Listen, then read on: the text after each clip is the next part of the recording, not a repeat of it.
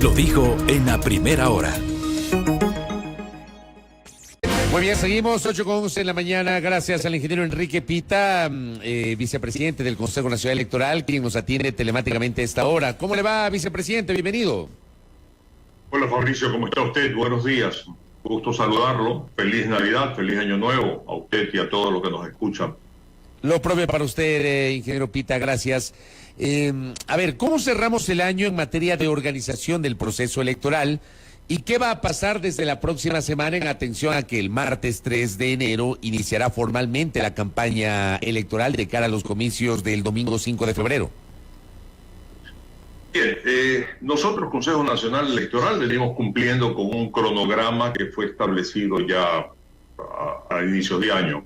Ese cronograma se basó en unas directrices que originalmente fueron determinadas por el Pleno del Consejo Nacional Electoral y también tuvo consecuencia esas directrices para el efecto de establecer el presupuesto. Hasta el momento hemos venido cumpliendo con todas las etapas que están contempladas en ese cronograma. La única que ha sufrido un retraso respecto a las fechas que se consideraron originalmente fue el tema de inscripción de candidaturas.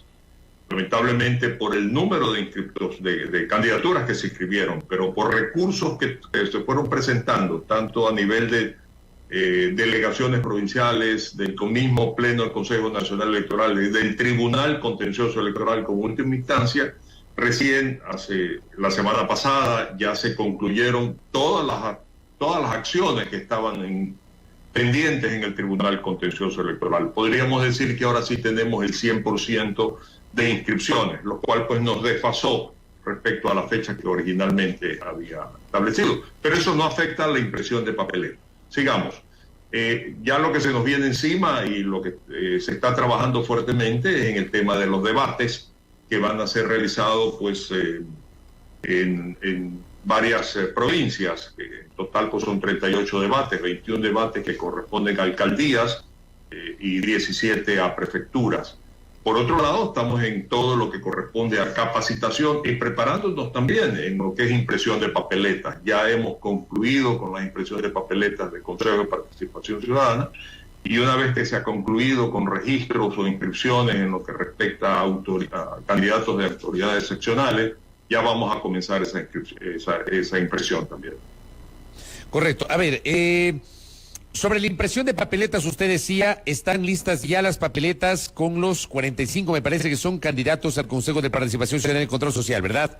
Es correcto. Ya, ¿cómo debe votar la gente en estas papeletas? Debe votar por 7 personas, ¿verdad? Por 3 hombres, 3 mujeres y 1 persona por los pueblos y nacionalidades. Es correcto. Para efecto vamos a presentar ante el ciudadano 3 papeletas. Son 3. Ya, ok, no es una sola, son 3, correcto. Así es. La norma originalmente dice una papeleta, sin embargo, desde el proceso anterior nosotros establecimos esto por efecto de facilidad, si no tendríamos que darle una sábana a cada ciudadano, y si anula una, o comete un error, anula todo. En este caso son 3 papeletas. ¿Qué significa esto? Una papeleta por hombres, otra papeleta por mujeres y otra por representantes de nacionalidades. 3 papeletas donde ellos se van a poder pronunciar. ¿Qué pasa con las otras papeletas? No sé si la impresión ya ha comenzado, una vez que, como bien usted lo ha notado, el Tribunal Contencioso Electoral dio por cerrados todos los recursos, es decir, ya tenemos la lista definitiva de candidatos y candidatas a los diferentes cargos de elección popular para los comicios seccionales del domingo 5 de febrero. ¿Ha empezado ya esa impresión? No, no ha comenzado. Se están definiendo las artes. Usted comprenderá que nosotros teníamos los formatos con el número de candidatos previstos y tal. Pero una vez que ya tenemos los nombres, obviamente las fotos, nombres y candidaturas de qué van a ser, ya se están concluyendo las artes para entregárselas al Instituto Geográfico Militar y comenzar la impresión inmediata. Aquí es inevitable preguntarle, porque está, digamos, la opinión pública está pendiente de lo que pueda pasar con un candidato en particular, que es el caso del doctor Jorge Yunda, que aspira a la alcaldía de Quito. Y digo esto porque, si bien es cierto, y son 2 cosas distintas, eso lo explicaba la semana anterior en mi cuenta Twitter, una cosa es la calificación de la candidatura, que eso está cerrado, pero por otra parte, hay un recurso pendiente a nivel jurídico de ampliación y aclaración sobre una resolución que le suspendió los derechos políticos. Se supone que Yunda no ha perdido sus derechos políticos porque esa resolución no está ejecutoriada. Pero aquí la discusión es, ¿qué pasa si mañana pasado el Tribunal Contencioso Electoral decide evacuar esos recursos horizontales de ampliación y aclaración que no van a alterar la sentencia originalmente emitida que le suspende los derechos políticos al doctor Yunda? Y le traslado esta pregunta a usted porque allí, ¿qué va a pasar con la papeleta de la Alcaldía de Quito? Bien, el doctor Yunda fue calificado legítimamente porque no había ningún tipo de restricción legal que lo impida. Primero. Segundo, es candidato y va a estar en una papeleta, porque hasta el momento, impresión de papeleta, no hay ninguna restricción. ¿Qué es lo que sucedería si es que el Tribunal Contencioso Electoral ratifica? Porque aquí la situación, la pelota está en la cancha del Tribunal Contencioso Electoral. ¿Qué es lo que pasa? Que el doctor Yunda, y a través de sus abogados, presentó una aclaración y ampliación del último recurso que tomó el Tribunal Contencioso Electoral.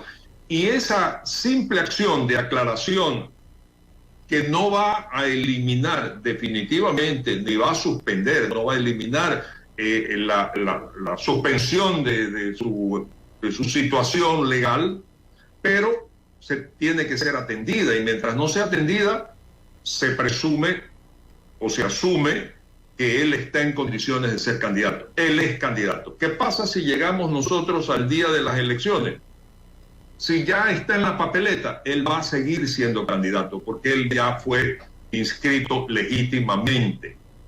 Lo que va a suceder es que si es que ganase la alcaldía, él ya va a tener un problema en el momento de posesión, porque ya no va a poder ejercer una función pública porque tiene un impedimento de carácter legal. O sea, entonces, esta parte es importante. Para la candidatura, pase lo que pase, él es candidato, va a ser candidato y su nombre y fotografía va a constar en el casillero correspondiente en la papeleta para la alcaldía de Quito.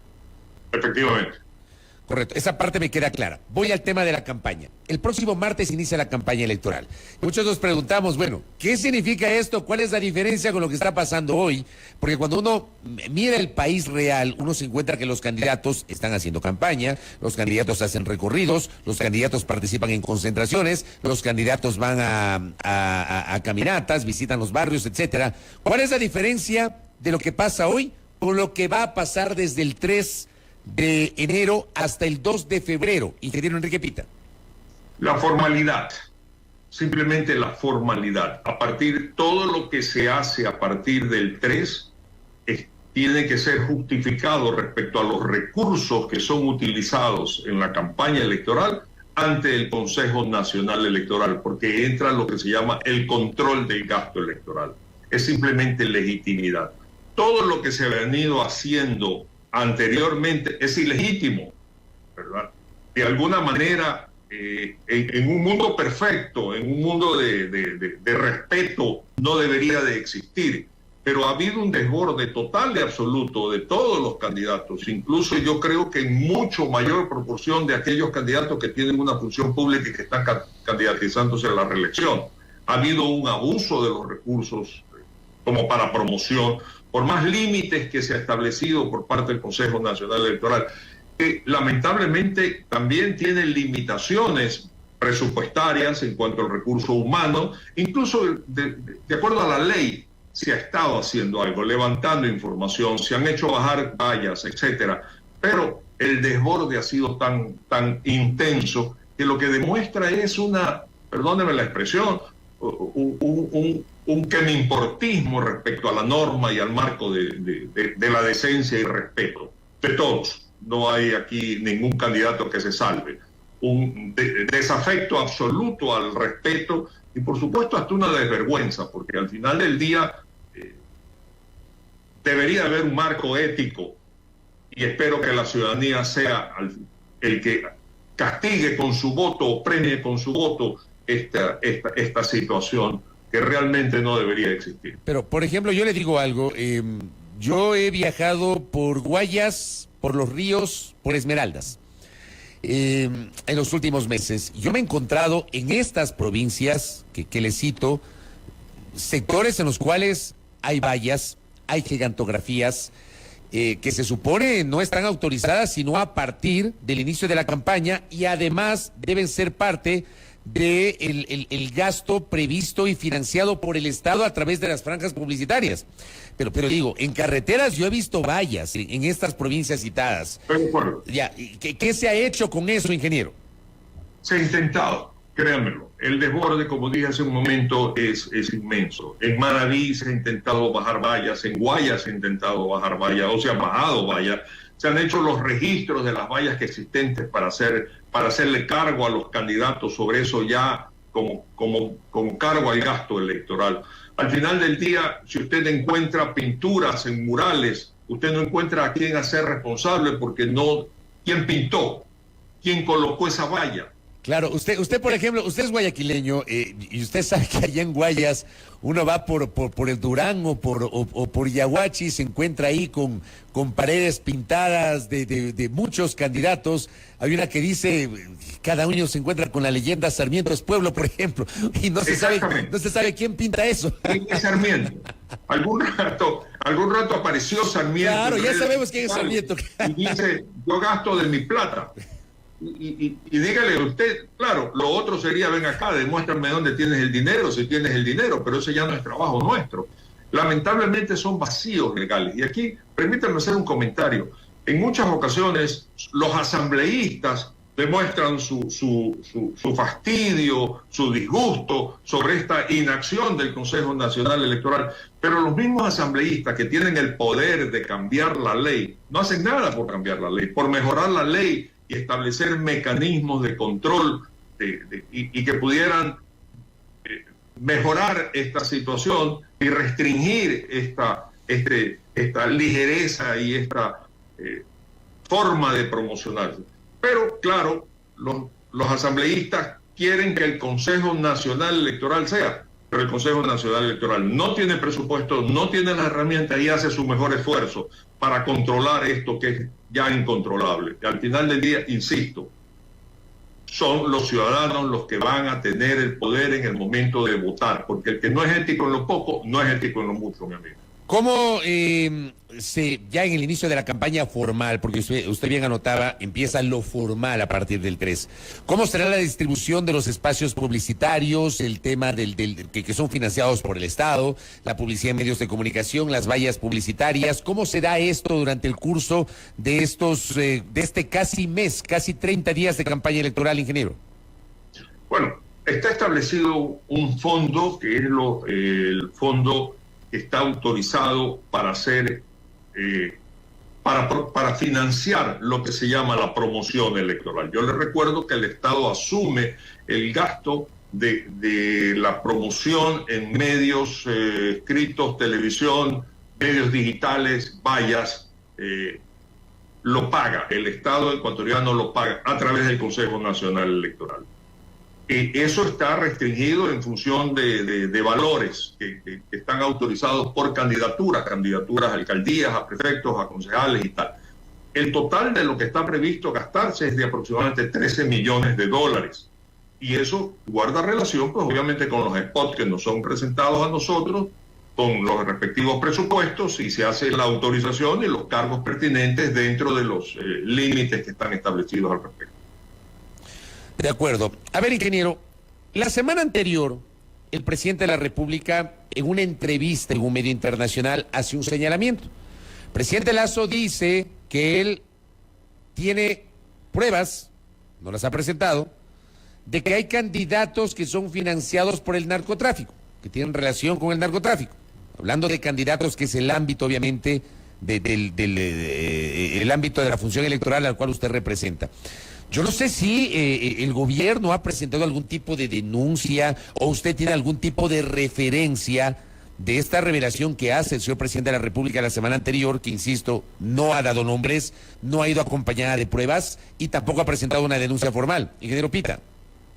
No la tenemos, no hemos recibido ninguna comunicación o información al respecto. Y también es importante mencionar, el Consejo Nacional Electoral construye procesos electorales y actúa de acuerdo al marco legal que rige usted conoce perfectamente que en el derecho público usted solamente puede hacer lo que está contemplado en la ley. Por lo tanto, nosotros lo que hacemos es controlar el gasto electoral en cuanto a su origen y destino. Y mire usted, la ley respecto al tema electoral hace que 60, si no son 60, 90 días después que termine la elección, recién recibimos nosotros los detalles de los gastos electorales en cuanto a los aportes y tal.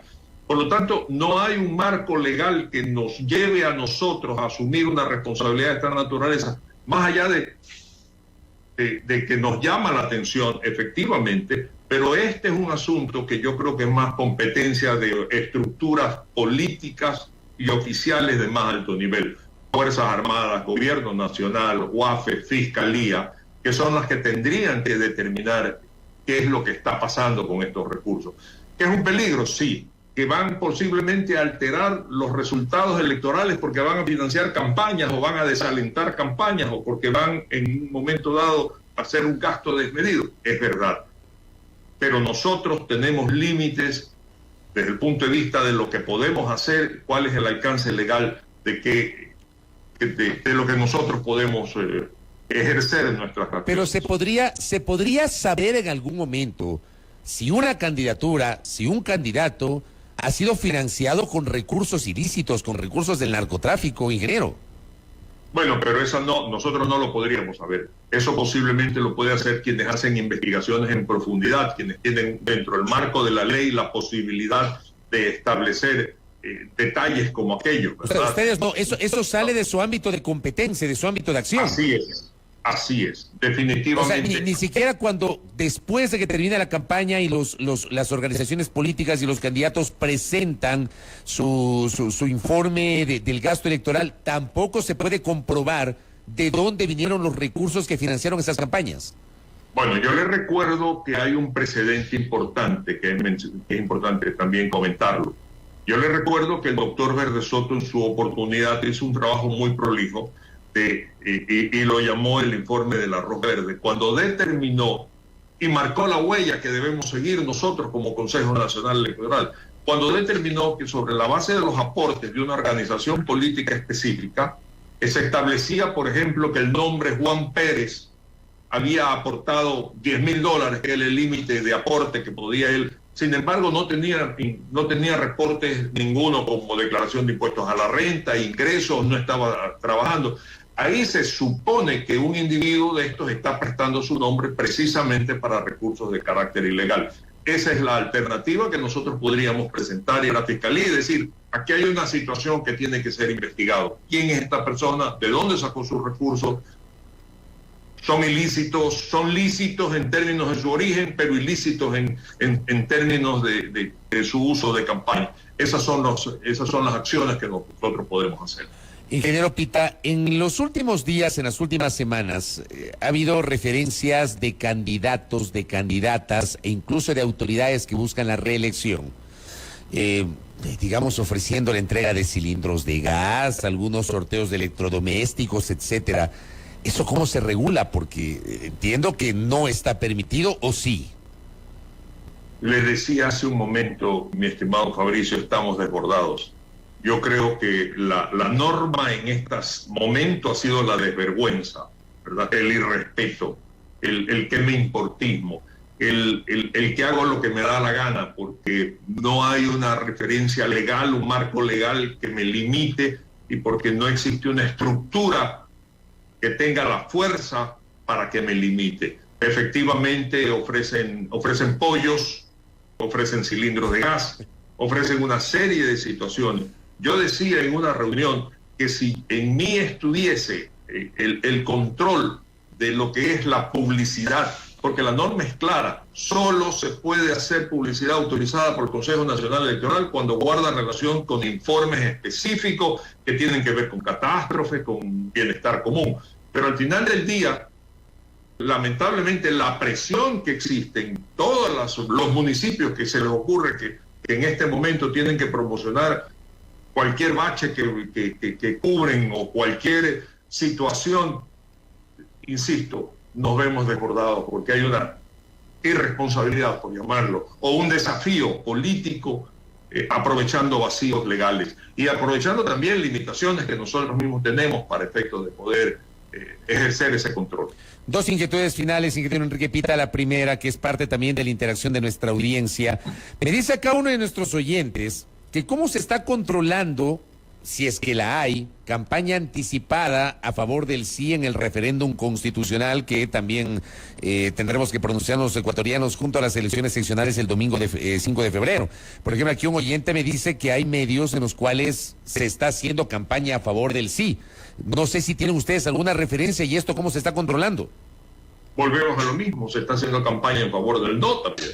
Y esto cae también dentro del tema de los límites que tienen que establecerse, porque a partir del 3 inicia también la campaña oficial de apoyo o no apoyo a la consulta popular. Por lo tanto, todo lo que se haga en este momento respecto a campaña electoral, porque si hay alguna suerte de manifestación respecto a entender qué es la consulta popular o a justificar qué es la consulta popular a través de declaraciones o a través de entrevistas o a través de ese tipo de cosas, obviamente es algo que se puede hacer.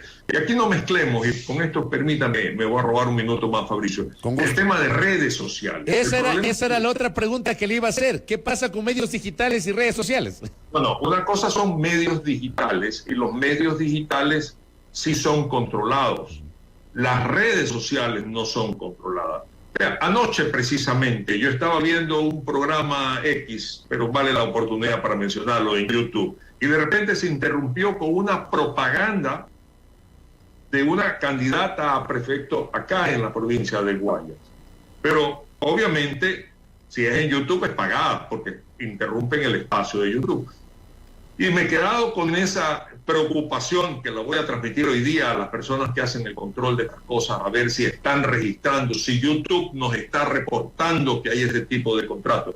El problema en redes sociales es que es incontrolable, salvo aquellas, como el caso que creo que YouTube sí registra contrataciones y sí permite que a través de un mecanismo y de un aplicativo pudiéramos ver ese tipo de contratación. Pero en términos general, las redes sociales se han convertido en una herramienta de descrédito o de crédito, de ofensas o de alabanzas incontrolables. Correcto, ingeniero Pita. Gracias por la gentileza y bueno, durante la campaña le seguiremos invitando para hablar sobre la organización del proceso electoral. Muy gentil y que tenga un feliz 2023, muy amable. Igual para usted, feliz día. Gracias. Enrique Pita, vicepresidente del Consejo Nacional Electoral. Primera plana. Todas las noticias, todas las voces.